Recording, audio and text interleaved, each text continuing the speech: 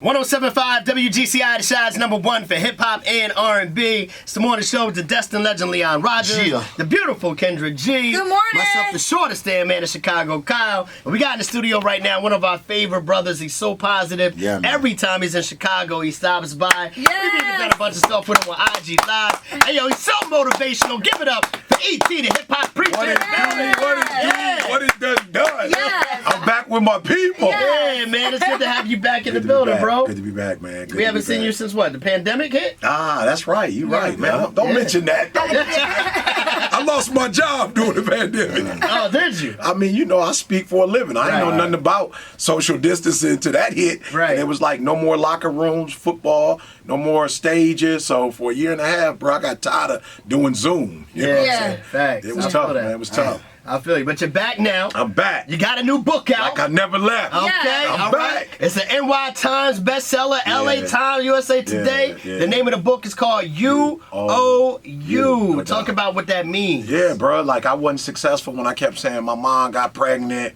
at Dunbar High. My father, you know, Dunbar, he wasn't in my life. This didn't happen. I went to a bad school system and wasn't nothing happening for me. But when I was like, yo, E, you grown, bro. Your mom, like, come on, your dad, he ain't coming to save you, bro. Like, you got to take full responsibility for your own life, your own dreams. And once I start taking full responsibility, it was like, yo, I owe me. It was, man, I'm here with y'all. You know what I'm saying? So the rest is history. Yes. You know, E.T. is the only person that has a scheduled interview at 9 a.m. but shows up at 6:30 in the morning. Focus. My bad. I said, damn, he here already. Literally, like, I must be transparent. He beat me to work this morning, okay? I ain't know. I thought she said 6:30. My bad. She said in the morning. I'm like 9:30. That's like afternoon. For you, right? For you, I wanted to share that because it's a testament that you live by what you say. Yeah, like this is not a gimmick. This is not a show. This Absolutely. is who you are Absolutely. internally. So, but I feel like. Do you feel like you were born with this? Can somebody become this? Can they become focused? Or is this something like, I feel like Beyonce was born to be Beyonce. Oh, no question. Well, Eric wasn't born to be Eric. I was homeless, high school dropout, eating out of trash cans, messing up everything I touched. So this wasn't always the version of me. But I just got to a point where I was like, for real, like I did feel like my dad owed me something. I was like, bro, you weren't there. You brought me in the world. Mom, why you get pregnant at 17? You were still in high school. Like, why would you do me like that? So that was my life. Like, yo, why? Blame. And then when I woke up and was like, yo, E, bro, I don't want to be living like this forever. I don't want to keep losing. Once I was like, all right, let's go get that GED. Let's learn how to read. Let's learn how to write. Be transparent. You do have a learning disability. It ain't the end of the world. You just got to put in that work. And I put in the work.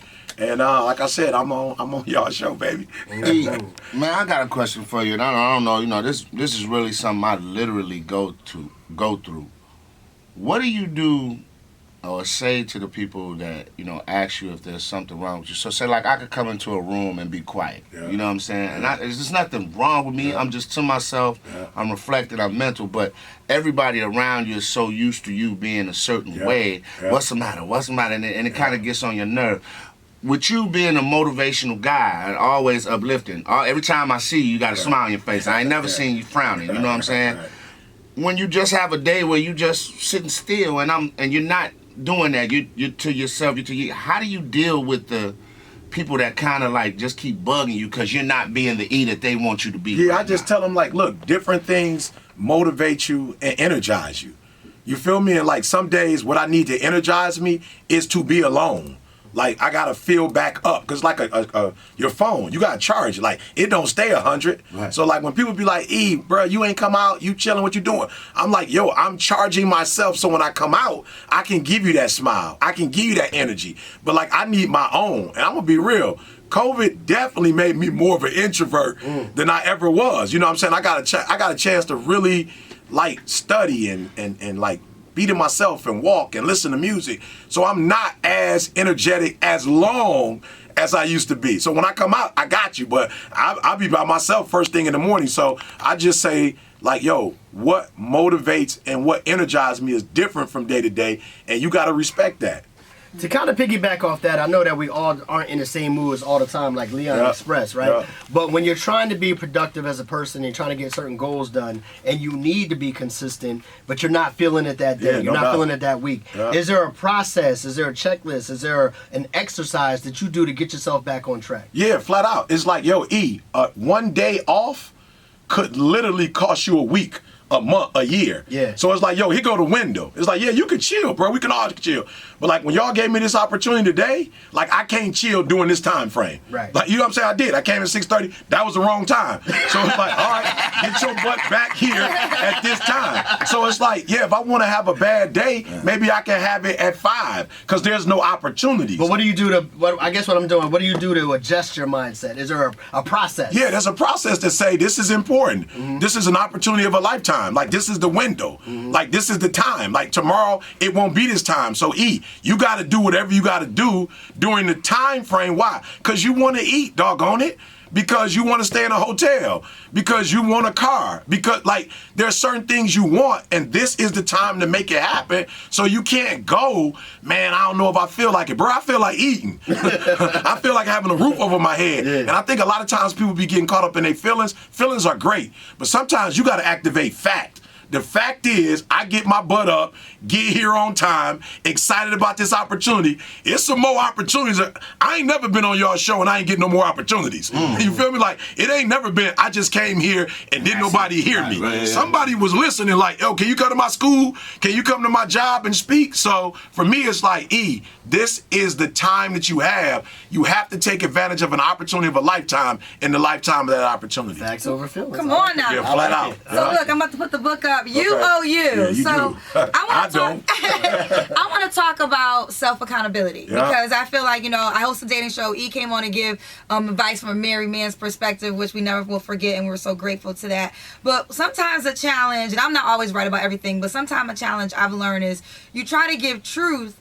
But truth could become across as hurtful or mean. So then you don't give anything because you want to become hurtful or mean. But sometimes the truth is necessary for change to happen. And I see like your introduction is you are the only one who could change your life. So we're living in a time where, and Corey Holcomb, he said this on the show, the truth is what people don't really want because they don't want to deal with it. So how do you deal with giving honest truth that might be painful for the person to hear? I think sometimes you give the truth without them understanding what that truth is.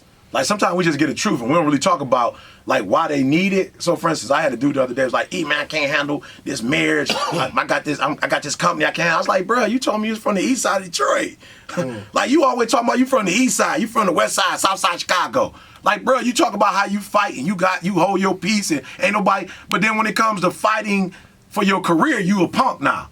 You talk about fighting for your kids, you can't fight now. I was like, bro, no, the reality is, yes, it's gonna be hard, but you fought on the streets. Like you wouldn't let you fighting when it's road rage, so you fight when you wanna fight. Like, no, don't do that. Like, don't fight when you wanna fight. Fight that doggone law degree and get it. Fight that medical degree and get it. Fight that whatever you gotta do to get that job. Fight to get through whatever you gotta get through. So my thing is, I don't think people have a problem with the truth. They have a problem when you give them the truth and you don't necessarily say why this truth is valid or why this truth is important or why you need the truth. And so when you tell people why, like the significance of something, bro, like I said, I got up at 6:30. Why? It's the significance. Like everybody, like, you always on blowing up. I ain't always on no show. Like I don't always get to talk to thousands of people, millions of people at one time. So it's like fight to get up. So I worked out this morning. I had my worship this morning. I made my phone calls this morning. So it's like, yo, you gotta fight even you to get where you're supposed to be. So I don't think the truth is a problem. I think attaching the truth to a meaningful end is what the problem is. We can't just give people truth. Okay, so to piggyback on that and just to get some clarity. So I'm from the firm belief that you can't do everything you want to do. Yeah. Right? Yeah. So when we talk to children, so a lot of times when people tell kids you can be anything you want to be, I have a problem with that because if the kid's 5'2" and got a club foot, he's not going to the NBA as a basketball player. Absolutely. Now he could go as a trainer, a coach, anything else. Absolutely. But you're not going as a player. Yeah. When do we, as adults, when we're striving for something, I don't want to say stop chasing the dream, but have some sense of reality of where we at and what we can do and what we can achieve. Because I get it. Push through this, push through that. Question. You can do this, you can do that. But when do you start fooling yourself and you wake up and you're 40 and you're still trying to chase this dream that maybe you're not chasing the right dream? Yeah, well, you're chasing the right dream. Okay. You definitely chasing the right dream, but you have to understand that the outcomes may be different than what you want. Okay. So for real, I didn't chase a whole bunch of dreams that I didn't get, but I'm grateful I chased them because it was the process. And that's what I'm talking about, the end goal. It's the process. I wasn't chasing being a motivational speaker. Let's just be real. How many motivational speakers y'all remember? Basketball players, football players, actors, comedians. You don't know no whole bunch of motivational speakers. Right. So I was literally chasing being Martin Luther King. I was chasing being X. I was chasing being Garvey. And people were like, we ain't trying to discourage you. You probably ain't going to be Martin Luther King. But you need to understand that the process of what you're doing, speaking and writing and encouraging, like that's going to turn into something. Like it may not turn into you being the next X or the next Martin Luther King, but it is going to turn into something. And so what we got to do is just let kids know, keep working hard. Like don't lose the zeal. Because when you take zeal from people and hope from people, bruh, that, like what do you have? So it's like, yo, bro, you want to go to the NBA? Go for it. But just know, you may not go to the league, so don't worship the end goal, the product. Worship the process. Worship the work. And I guarantee you this, you put in 40 years doing anything, it's some transferable skills. Yeah. Like you could take that, like I'm not trying to be funny, I ain't on y'all level, but I just believe that all this speaking and stuff I've done, that if y'all invited me to be here for a week, I feel like I could come in here. I ain't never done radio. I think you're on a higher level. Ian. Yeah, no, what I'm just saying. about? Technically, y'all might have to show me some stuff, but I think I can get in here because I've been communicating with humans. Hey, Ryan, you and want to figure take it a out. week off? October 10th. We got you. Ryan, go on, man. Say less. You know, said this jockey. It's funny though, but what you said though, because I think you are one of the most popular motivational speakers out right now. The question I have for you, man, when you're encountering people and all these people that need motivation in their lives, what's one of the biggest issues you see people dealing with when you cross paths with them? There's always something that people are dealing with. What's the most common thing? I think the common one is the blame, bruh. Yeah. It's the blame. It's like it's always somebody fault. Like, look, let me tell you something. My mom getting pregnant at 17, that's a good reason not to be successful. Like my dad not being in my life, that's a real good reason not to be successful. Like, let's not play. People dealing with some real stuff, bruh. Right. Like I grew up in the city, bruh. Like it's real challenges that you gotta not get in the gang or not end up shot and killed, making it till you 21, not going to prison. Sometimes you go to prison from stuff you ain't even done. You just in the wrong. Was with the homies. You just, for real, I'm just being real. So there are some real stuff. But here's the deal. Bruh, traveling the world ain't no excuse worth me not traveling the world. Being able to be here, meeting people, having relationships, bruh, it's no excuse or good reason that you could tell me that's not good enough for writing a book and making the New York Times bestseller, having kids, being married. Like, bruh, there's no excuse that's worth me not reaching my goal. So I just tell people, you're right. That blame your daddy, blame your mama, you blame the city, blame everybody. You're right. But when you finish blaming them, understand that at the end of the day, it's your dream, it's your goal, and none of those people owe you anything. I think my father should have been in my life. Doggone it, I think I have a right to that. But after about 22, 30, we can't keep talking about my daddy wasn't in my life. At some point, it's like, he wasn't. That's a blessing in disguise. So get your butt up and be your daddy. Get your butt up and do what you're supposed to do. So there's no excuse not worth living the life that you could potentially live if you get beyond those excuses and good reasons. No doubt. You must be psychic, because that was kind of my question. I was going to ask you, if a person really has gone through some things, how do they overcome it? But you just talked about that. So now I want to talk about something else, because I feel like sometimes we believe in other people, but we don't believe in ourselves. Absolutely. Right? Like, we will say, this Beyonce has plenty of fans around the world that exalt her, but they don't see that Beyonce is just a woman who really worked hard and focused on her career. How do you ignite a person to see the Beyonce inside of them? How do you ignite them to see the Jay-Z inside of them or the E.T. inside of them? Now, I don't know if y'all with me. I hope y'all gonna be with me on this one. But like, I really don't believe in envy and jealousy. Like, I don't believe in that. I don't believe you envious of me and the stuff I got. Like, I don't believe you envious and want to be me. I believe when you see me do what I'm doing, there's a part of you that know you could be doing that, and that part in you is what aggravates you. Like, I don't think you want to live my life specifically. No, I would like to get your feet on. I understand. I would like to get that hour fee. I do understand that. Yeah, the little endorsement, I Jordan didn't say fee. I just said the life. You know what I'm saying? Don't nobody want your life. But people go, ooh, because it's like, yo, something inside of me knows that I could be doing that. And if not that specific thing, like, you know you could be doing better. You know that. You get mad at yourself. So that's what you are. You mad at yourself. Internalize So I think every human knows they could be Beyonce. They know they could be Jay-Z, whoever. I think where most of us get trapped is, yo, I don't know if I want to do the work that it's gonna take to do that. Because ain't nobody stupid. You heard me, you said it, he got here at 6:30. Like, I know you want to live Beyonce life. I don't know if you're trying to be up somewhere at 6:30 in the morning. So I don't think we don't think we could be, like, we human. Don't no human look at nothing and go, it can't be done. We all look at stuff and go, yo, some human did that. Right. So if some human did that, I could do it.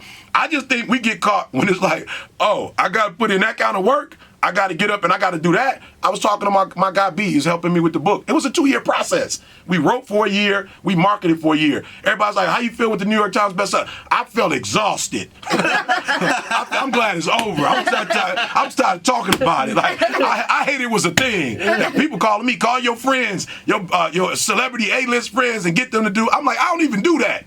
But I got to call people. It's a lot that I didn't want to do that I had to do. It's like, yo, you want the rewards, but you don't want the work that come with it. They see you make it look so easy. Like, we say the same thing, comedians, we have this from our time. You know, you'll come off stage, do be like, I can do that. Yeah. And be like, okay. Yeah. You know what I'm saying? Go ahead, go for it. Because you're doing it at the when family you see- reunion. Yeah, This ain't that. this ain't that. This ain't that. My last question to you, who motivates the motivator? Y'all, you know, like, for real, bro, when you do what I do for a living, like, yo, I walked through here, walking up the stairs, it must have been about 5 real cats that walked up to me. Like, real cats that you could tell they about that life. Right. Going, E, bro, I don't take pictures with dudes. But let me get Like, E, I got out of prison, E. I was locked up for 5 years. They played your stuff in there, E. I ain't getting in trouble no more. I'm taking care of my kids, my wife. Bro, that's what motivate me, that I ain't corny.